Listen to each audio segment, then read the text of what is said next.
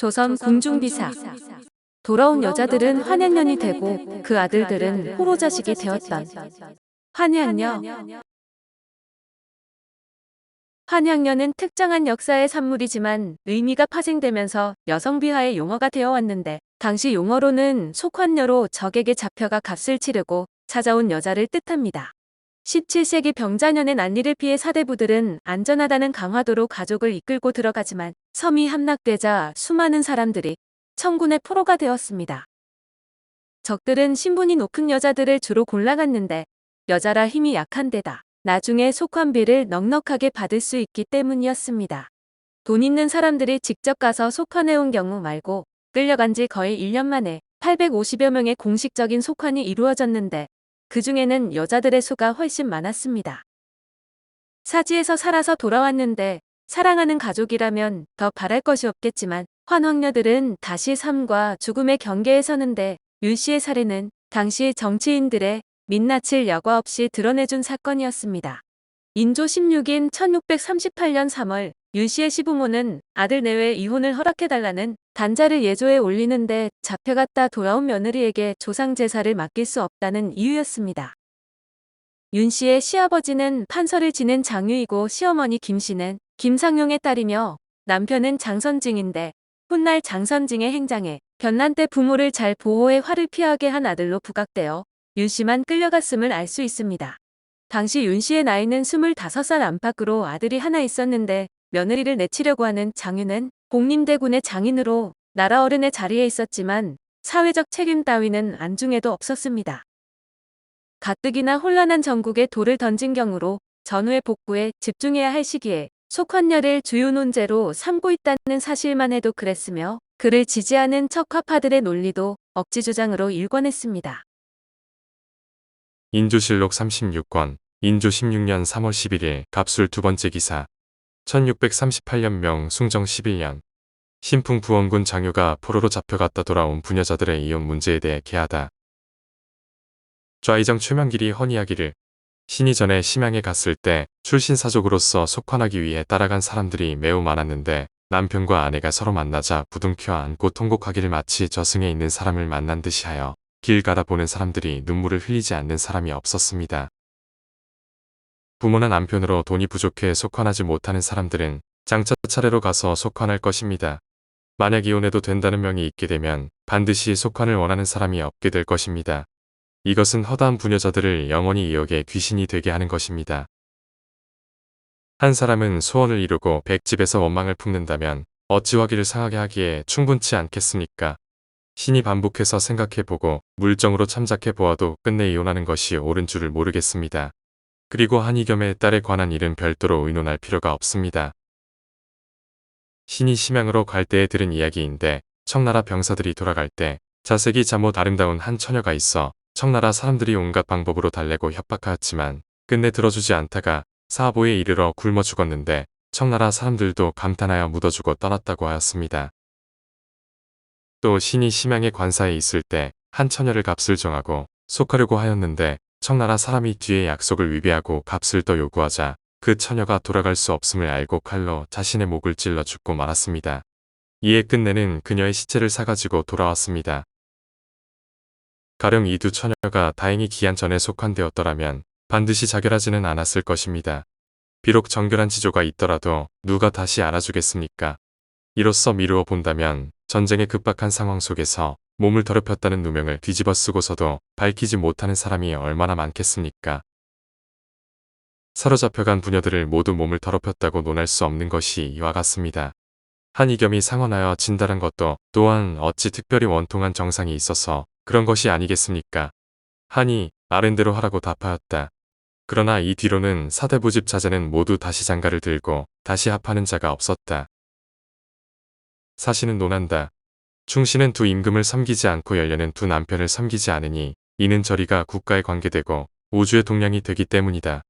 사로잡혀갔던 부녀들은 비록 그녀들의 본심은 아니었다고 하더라도 변을 만나 죽지 않았으니 저리를 잃지 않았다고 할 수 있겠는가. 이미 절개를 잃었으면 남편의 집과는 의리가 이미 끊어진 것이니 억지로 다시 합하게 해서 사대부의 가풍을 더럽힐 수는 절대로 없는 것이다. 최명길은 비뚤어진 견해를 가지고 망령되게 선조 때의 일을 인용하여 허니하는 말에 끊어버리기 어렵다는 의견을 갖추어 진달하였으니 잘못됨이 심하다. 당시의 전교가 사책에 기록되어 있지 않아 이미 증거할 만한 것이 없다. 설령 이런 전교가 있었다고 하더라도 또한 본받을 만한 규례는 아니니 선조 때 행한 것이라고 핑계하여 오늘에 다시 행할 수 있겠는가. 선정이 말하기를 저리를 잃은 사람과 짝이 되면 이는 자신도 저리를 잃은 것이다 하였다.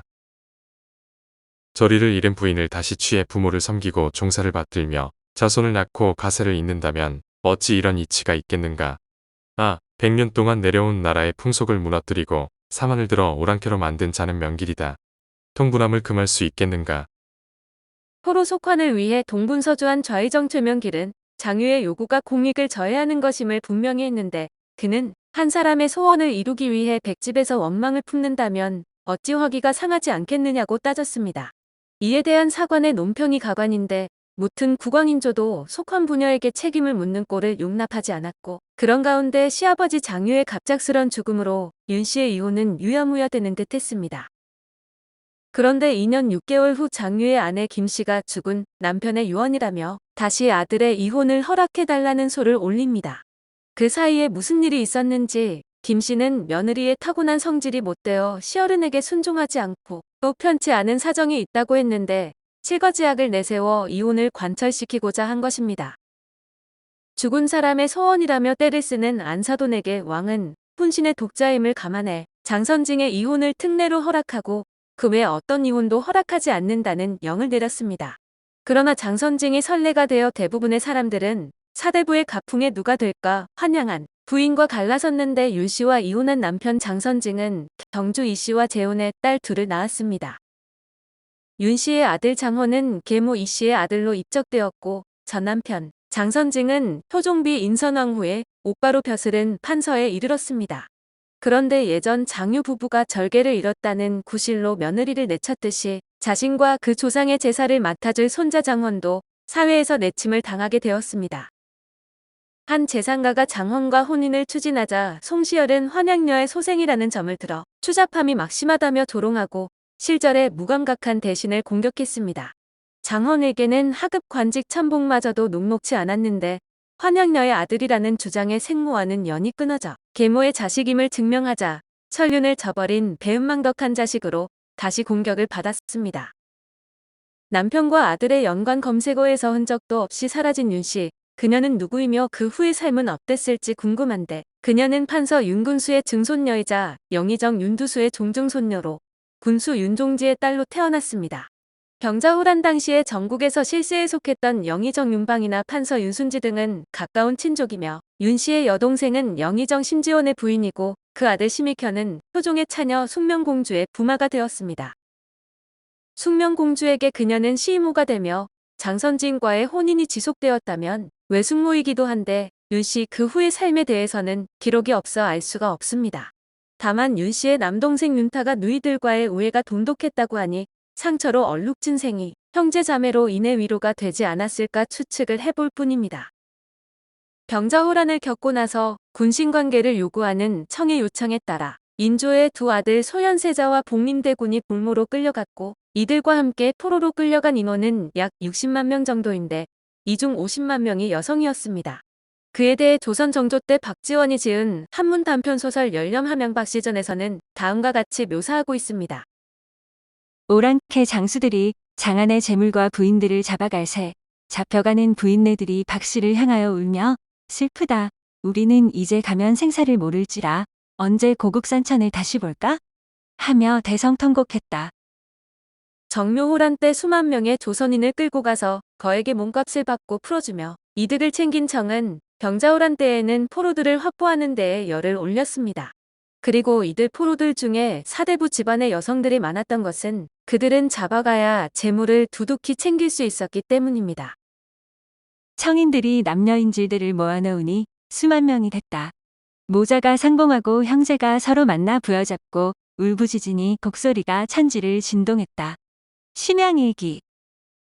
이른바 인질장사인 셈인데 양국 간 교섭에 따른 1인당 몸값은 25에서 30냥이었지만 실제로는 1인당 100에서 250냥에 이르렀고 일부 사대부 집안들이 비공식 루트로 빼오려 하면서 몸값은 더욱 폭등했습니다. 김유가 첩의 딸을 구하기 위해 용골대에게 1000냥을 불렀고 병조의 사령 신성에는 600냥을 냈으며 영중 추부사 이성구는 무려 1500냥을 지불했습니다. 이 과정에서 이성구는 조선인 출신의 청나라 통역관에게 온갖 모욕을 받으며 거에게 뇌물을 주었다는데 막상 이들이 귀국했을 때 사회적 문제가 되었습니다. 사람들은 적지에서 고생한 이들을 따뜻하게 위로해 주기는커녕 그들이 오랑캐들의 성노리게 노릇을 하다 왔다며 아무도 상대해주지 않았을 뿐더러 몸을 더럽힌 계집이라고 손가락질을 한 것입니다. 그것은 전에 있던 임진 정유행란에 일본의 포로로 잡혀갔던 여인들에게도 해당되는 것으로 환양녀들은 가까스로 귀국한 뒤 남편으로부터 이혼을 요구받았지만 선조와 인조는 이혼을 허락하지 않았습니다. 특히 인조는 이혼을 허락하지 않는 대신 첩을 두는 것을 허용했는데 환양녀는 현대의 환양년이란 말의 어원이 되었습니다. 환양녀는 현대에서는 정숙하지 못한 좀 해픈 여자를 가리키는 뜻으로 쓰이지만 그 기원을 살펴보면 더 아픈 역사를 품고 있는 것입니다. 이후 이혼한 여자들은 쫓겨난 뒤 동구 밖 정자나무에 목을 매거나 강물에 몸을 던졌으며 이에 조선 조정은 고심 끝에 최명길의 진언에 따라 한 가지 묘안을 생각해냅니다. 그것은 전국 고을마다 강을 지정하고 그 강에서 몸을 씻으면 회절한 것으로 하자는 것으로 강원도는 소양강, 충청도는 금강, 황해도는 예성강, 평안도는 대동강, 한양과 경기 지역은 홍지천이 지정되었습니다. 그러나 이것은 의례적인 미봉책에 불과해 그들은 도성 안으로 들어갈 수 없었고 수많은 환양녀들이 해절의 강에서 스스로 목을 메었으며 산 사람들은 성 밖에 모여 살았지만 가족과 인연도 끊겼습니다. 바느질품을 팔거나 몸을 팔아 생을 이어나갔고 청에서 임신하고 돌아온 여인들이 낳은 자식들은 호로자라고 불리며 손가락질을 받았는데 여기에서 유래된 말이 바로 호로자식입니다. 성리학이 뿌리 깊게 박힌 조선사회에서 환양녀들과 호로자는 천민 그 이하의 대접을 받았는데 위정자들의 잘못에 비롯된 것이지만 그로 인한 상처는 고스란히 여성들이 떠안아야 했던 것입니다. 오늘 조선 궁중비사는 돌아온 여자들은 환양년이 되고 그 아들들은 호로자식이 되었던 환양녀였습니다.